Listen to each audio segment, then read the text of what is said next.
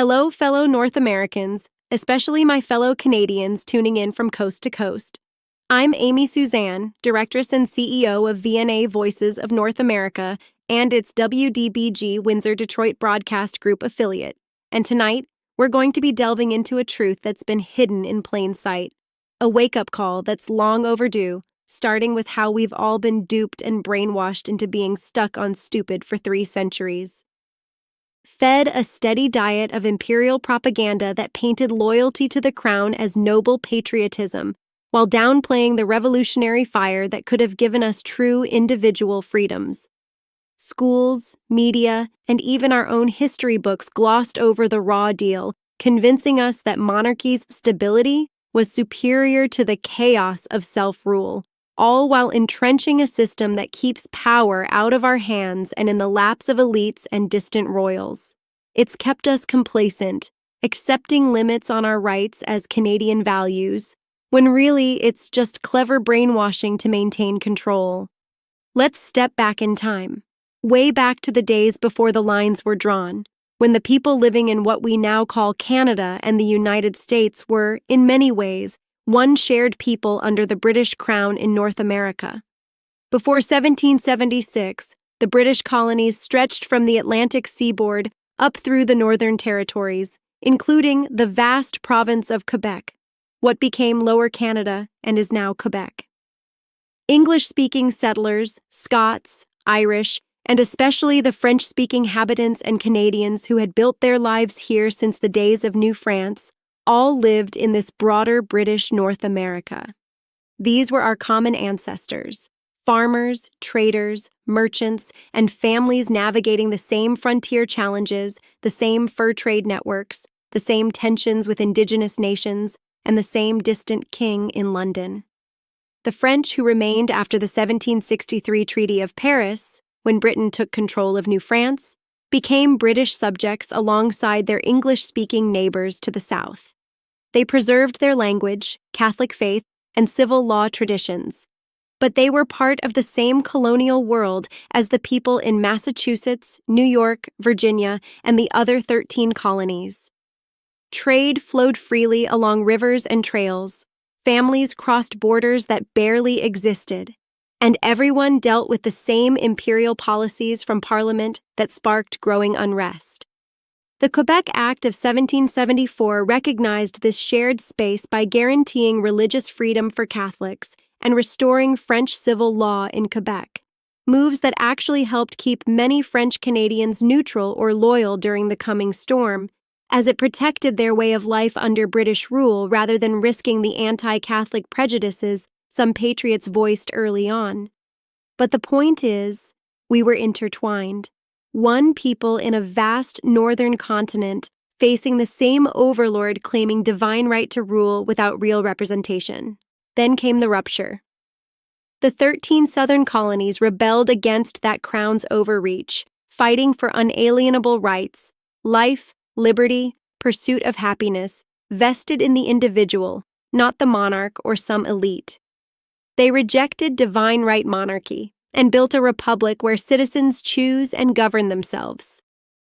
Up here, including in Quebec, most stayed with the crown.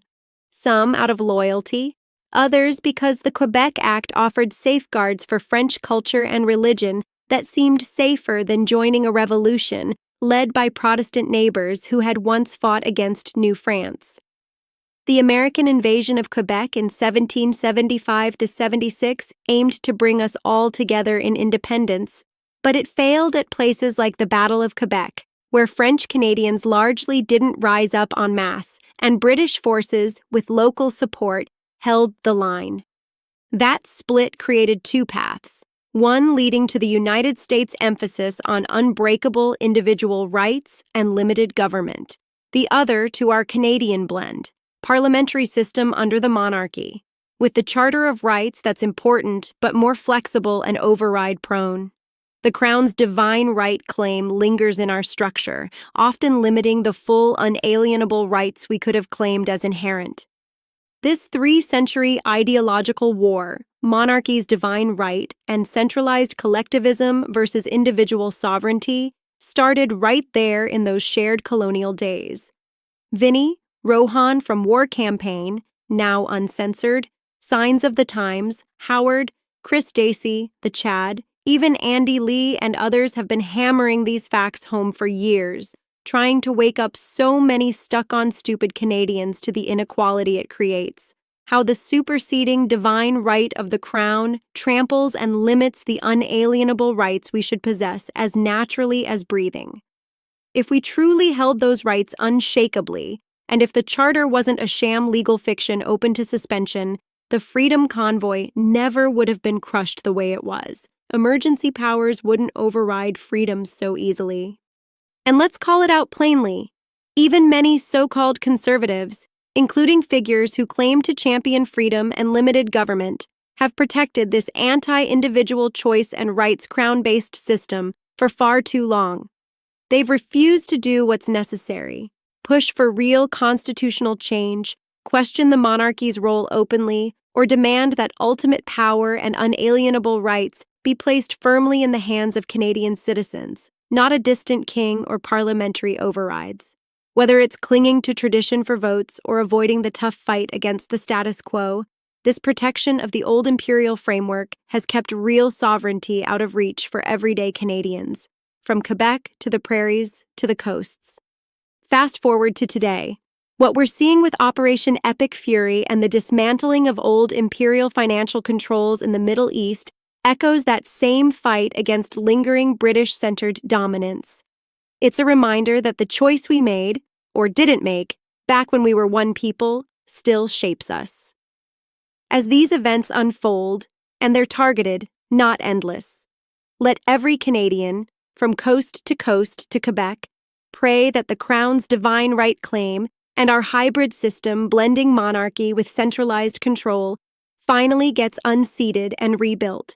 We deserve the same unalienable rights, true self-governance, unbreakable individual freedoms, and citizen sovereignty that our American cousins secured when they broke away. We were once one people. Maybe it's time to reclaim what that could have meant, not division, but liberty for all, without the Crown's shadow holding us back any longer. It's time to recognize these realities, share this widely, discuss it openly, especially in Quebec, where the French legacy is central, and push for a Canada grounded in genuine liberty. The choice isn't king, collective, or distant elite. It's us. This has been Amy Suzanne, and this is the wake-up call Canada has needed for years. As perhaps Trump and the Americans aren't really the evil or inferiors that Mark Carney, his cohorts, or the Crown's minions have for 3 centuries and more claimed they are. For the full context on these developments, check major news sources covering Operation Epic Fury. This here girl's ghostin' now for a few heartbeats. But North Americans, especially my fellow Canadians who've tuned in tonight from coast to coast, think about these irrefutable truths I just dropped on ya. Stop letting all the political propaganda theater actors of all sides of the polyspeak fence keep bullshitting and dividing you from the one cross-continent unified North America that once was and always should be. Our destined one North American unified continent of people. I'll be back in what'll seem like a few mere heartbeats, a la prochaine. Till next time, this has been Amy Suzanne. Bonsoir says soir. Good evening and good night.